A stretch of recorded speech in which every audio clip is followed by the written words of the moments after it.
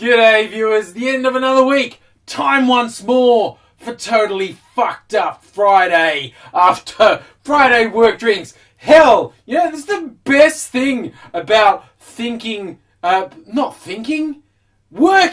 don't think when I work. The best thing about working in an office is the tendency for Friday afternoon drinks. For people to say, oh God, I've survived another week at this place, I need to drink alcohol. Because then I can just roll that on into doing TFU Friday after drinking at work. That's the best thing. Oh, and having money. That's another good part about having a job.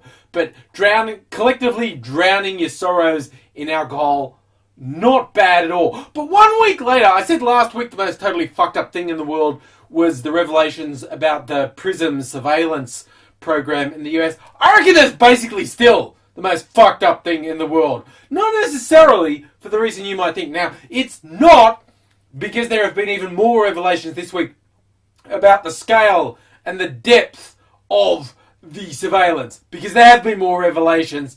Link below to more revelations from The Guardian about how far it goes and what governments are involved in it. Yeah, worldwide, everyone's being surveilled. Who didn't know that already? No, and it's not just because people like Republican Peter King have said about, you know, who we should prosecute. No, they haven't just singled out Snowden, who actually made the leak. He has actually said the journalist who published the leaks, Glenn Greenwald, should be prosecuted for being a traitor just for reporting something that's, like, true.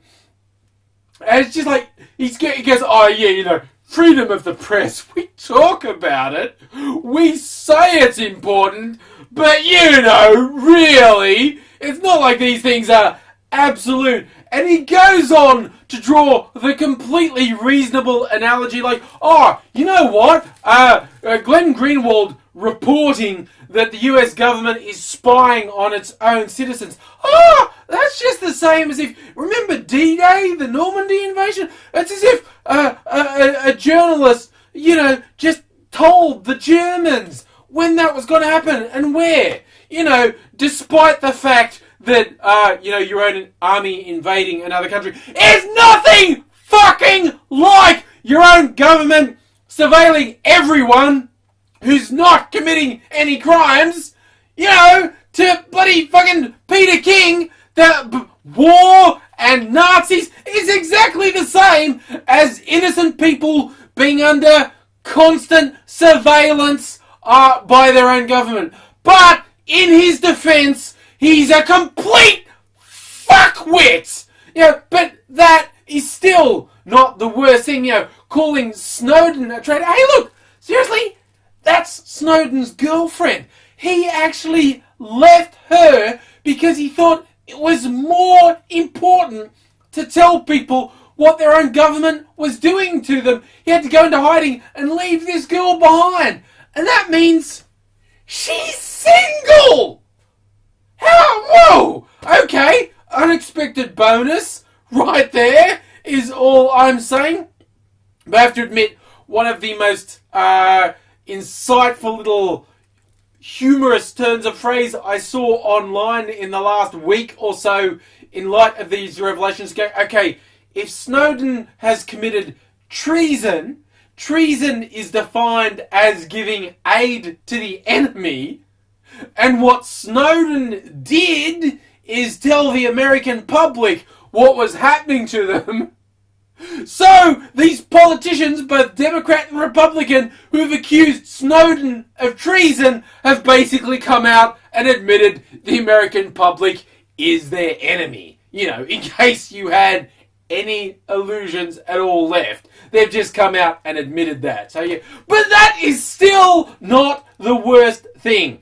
For my money, the worst thing about this whole affair is that it managed to make Sarah Palin look like she was a halfway coherent commentator on the affair when she said, why would you give the NSA even more power with all the surveillance power they already had? They couldn't bust two pot-smoking Bostonians who had a direct line to Jihad Central, of course referring to the Boston Marathon bombers, who had direct contact with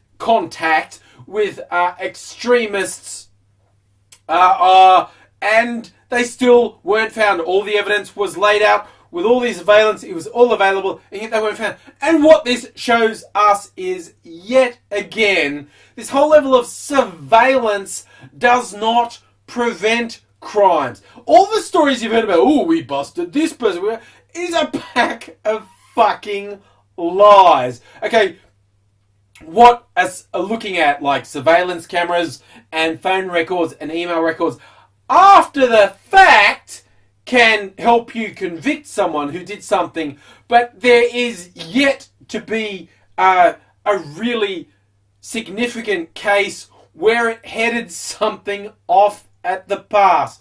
Even some of the biggest cases, like, you know, you're not allowed to take liquids onto planes, and this was traced back to a plot in the UK about, ooh, these guys were planning to put the liquid components of a bomb on a plane. We busted them. Yay, now we must stop liquid. Except those people that were going to bomb a plane didn't have passports, so could never have got on a plane.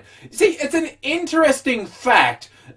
When you look at the overwhelming majority of cases, terrorists, particularly the jihadists, people who are blinded by religious fervour, are not just assholes.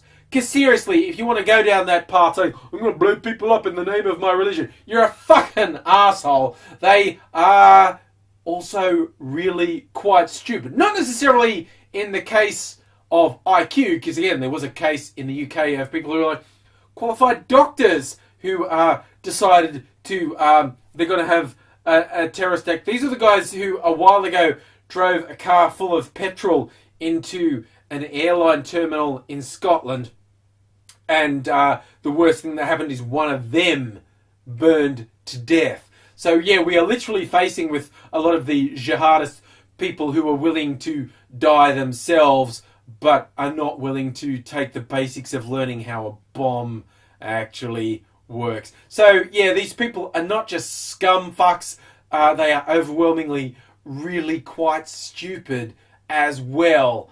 And when these type of people are such fuckwits that they can make someone who's so fucking awful as Sarah Palin almost appear intelligent, and I say almost because she's not really intelligent. She's still spouting ridiculous fucking self-serving platitudes, pretending that's commentary like, ooh, government lied, people died. You know who else said things like that? Hitler. Yes, he said, ooh, government lied. Jews are the source of all corruption in our society. Okay? I don't want to draw too long a conclusion from that, apart from saying Sarah Palin is worse than Hitler.